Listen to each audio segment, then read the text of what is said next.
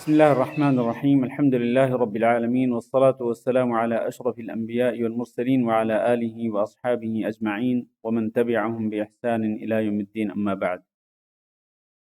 احباب ذی وقار،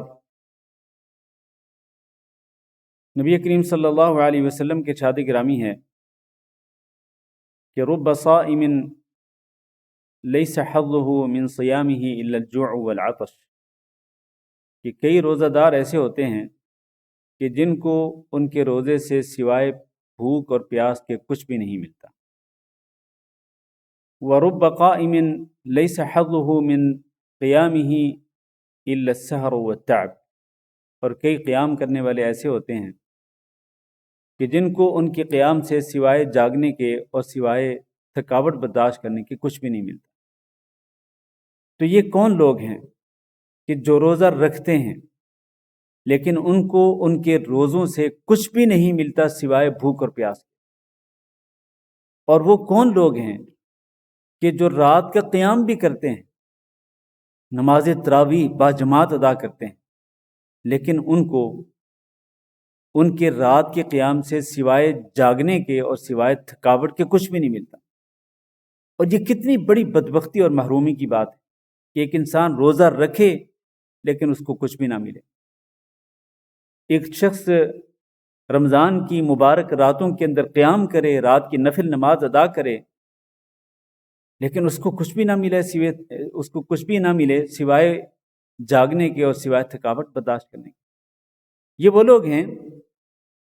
کہ جو روزے کے اصل مقصد کے خلاف وہ روزہ کمپلیٹ کرتے ہیں، اور روزے کا اصل مقصد ہے لعلکم تتقون، تاکہ تمہارے اندر تقوی آ جائے۔ لیکن ایک شخص اللہ رب العزت کی نافرمانی کرتا ہے، اللہ کے حکم پہ عمل نہیں کرتا،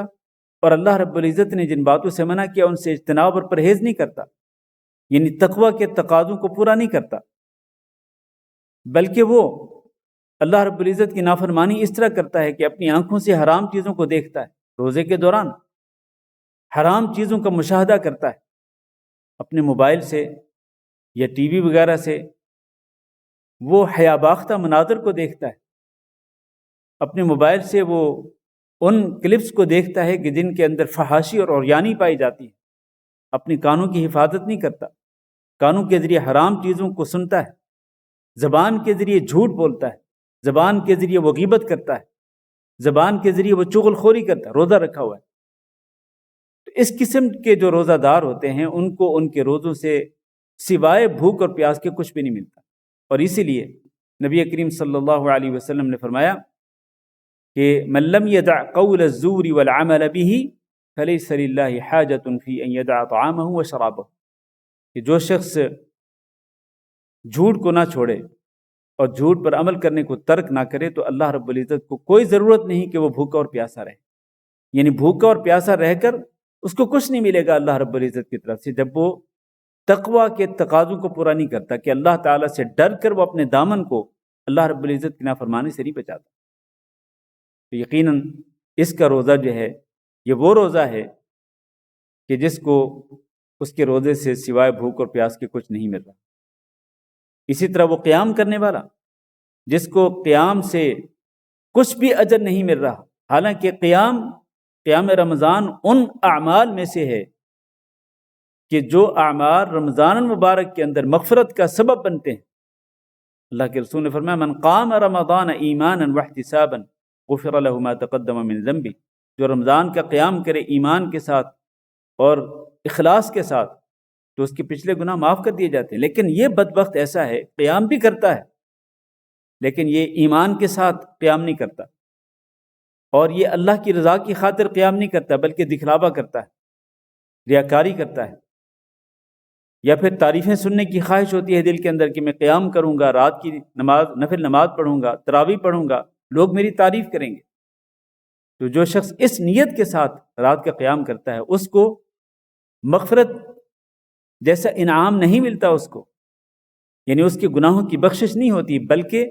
اس کو صرف اور صرف ایک ہی چیز ملتی ہے اور وہ ہے تھکاوٹ،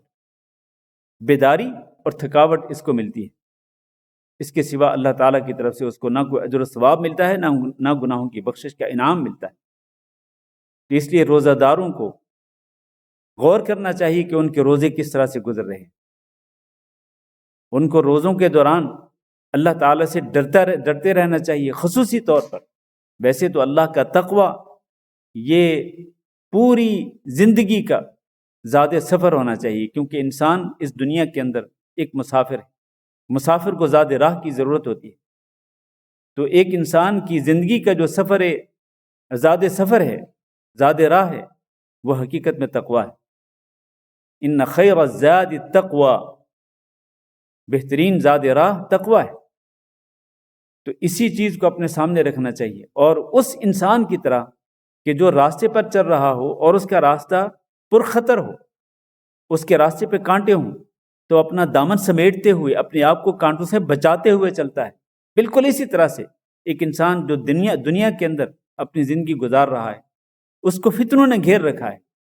ایک طرف شیطان ہے، شیطان کے وسوسے ہیں، اس کا بہکاوا ہے، گمراہ کرنے کی کوششیں ہیں، اور ایک طرف اس کا اپنا نفس ہے۔ نفس بھی انسان کو، نفس امارہ اس کو حکم دیتا ہے برائی کی طرف، اس کو لالچ دیتا ہے، اور دنیا کے فتنے ہیں جنہوں نے گھیر رکھا ہے۔ تو اس قسم کی فضا کے اندر، اس قسم کے ماحول کے اندر ایک شخص کے لیے ضروری ہے کہ وہ اللہ رب العزت کے ڈر کو اپنے لیے زیادہ راہ بنائے، اور اپنے آپ کو گناہوں سے بچاتے ہوئے اس طرح وہ روزوں کو مکمل کرے۔ اور اس میں بھی اخلاص ضروری ہے، روزے کے اندر بھی اخلاص ضروری ہے، جیسا کہ قیام کے اندر اخلاص ضروری ہے۔ تو اللہ تعالیٰ سے دعا کرتے ہیں کہ اللہ رب العزت ہمیں روزے کا جو اصل مقصد ہے اس کو حاصل کرنے کی توفیق دے۔ وصلی اللہ وسلم علی نبینا محمد وعلی آلہ واصحابہ اجمعین۔